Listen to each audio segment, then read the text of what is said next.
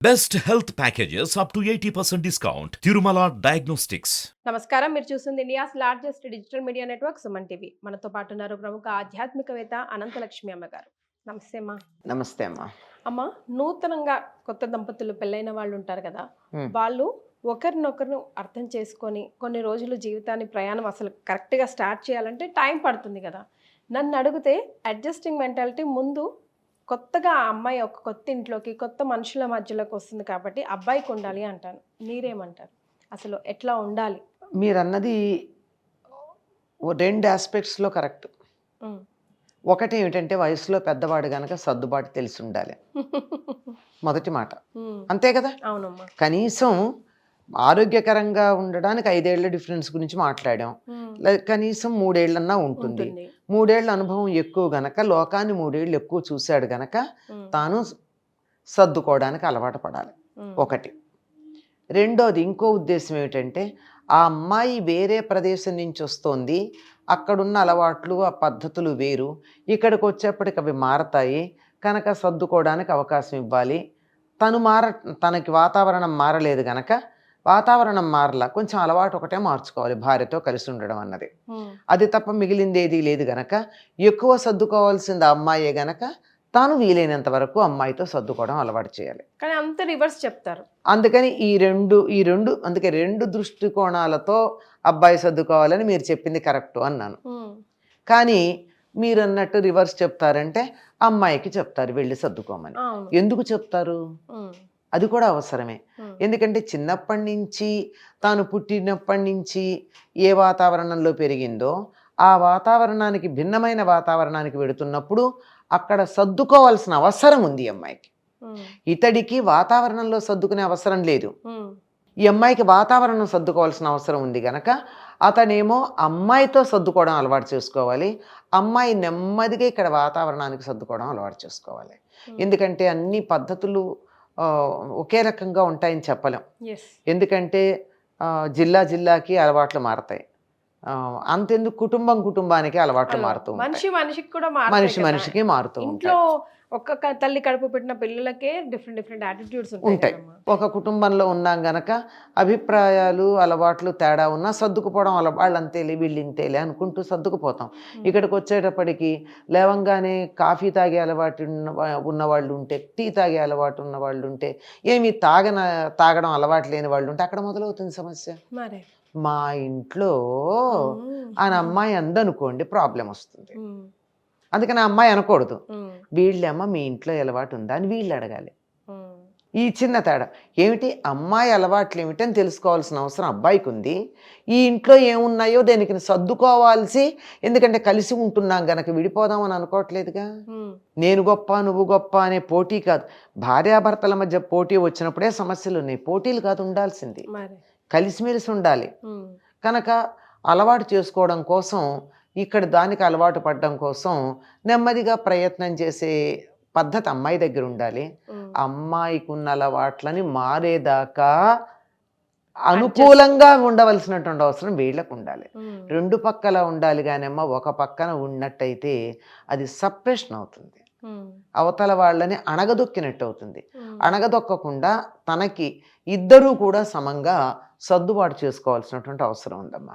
మిగతా family members support కూడా చాలా అవసరం అమ్మా. ముఖ్యంగా వాళ్ళదే ఉంది.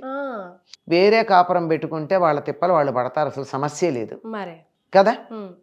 కానీ అత్తగారు మొదలైన వాళ్ళు కుటుంబ సభ్యులు ఉన్న చోటకు అమ్మాయి వచ్చింది అనుకో, వాళ్ళు అమ్మాయిని అలవాటు చేసుకునే ప్రయత్నం చేయాలమ్మా. కోడలి మంచితనం ఎప్పుడూ కూడా అత్తగారి మీద ఆధారపడి ఉంటుంది.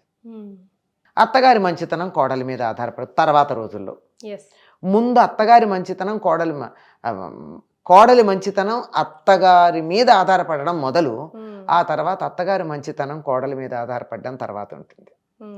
అందుకని అత్తగారు ఒక్కళ్ళే కాదు, కుటుంబ సభ్యులు చాలామందే ఉంటారు కదా ఇళ్లల్లో. కానీ ఆడపడవచ్చు, లేదా జాయింట్ ఫ్యామిలీ అయితే బావగారు తోడుకోడలు ఉండొచ్చు, ఇంట్లో ఇంకెవరైనా కూడా ఉండొచ్చు, ఉంటారు కదా. మన భారతీయ సంస్కృతిలో ఎవరైనా ఆదరించే వాళ్ళు లేనటువంటి వాళ్ళని ఇంకో కుటుంబం ఆదరించే పద్ధతి ఉండేదమ్మా. ఇప్పుడు లేదు. కానీ ఎవరికైనా భర్త పోయారనుకోండి, పిల్లలు లేరనుకోండి, వాళ్ళని వీళ్ళ దగ్గర పెట్టేసుకుంటారు. ఉమ్. ఈ కుటుంబంలో ఒక మెంబర్ ఎక్స్ట్రా మెంబర్ ఉండిపోతూ ఉంటారు.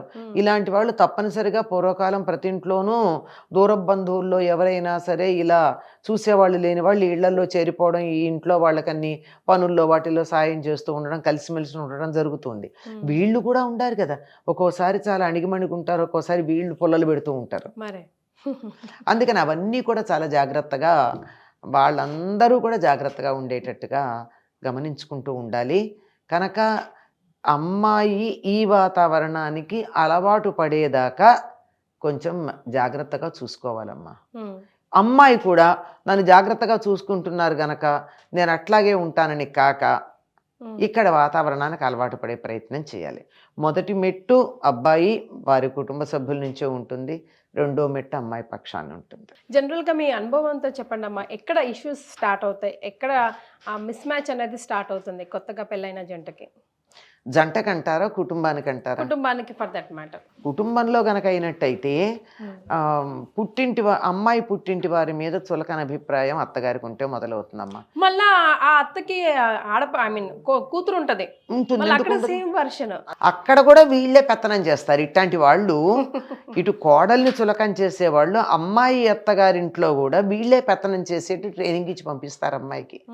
నేను ఒక మంచి మాట చెప్తారు, ఏమంటే మా అల్లుడు అమ్మాయి ఎంత మంచివాడు, మా అమ్మాయి గీసిన గీటు దాటడు, కానీ నా కొడుకున్నాడే పెళ్ళాం కొంగుబట్టు తిరుగుతాడమ్మా, చవట అంటుంది. ఇదే చాలా అర్థమైపోయిందా? మరే ఇదే మాట వింటాం కదా, ఇంతే ఇంతే, ఇంతకన్నా ఇంకేం లేదు. ఇంకా మా అమ్మాయి ఉంది 7 రోజులకు ఒకసారి తలంటి పోసుకుంటుందమ్మా, మా కోడల వారం వారం వారం వారం పోసుకుంటుంది. అది సమస్య. వారం అన్నా 7 రోజులన్నా ఒకటే.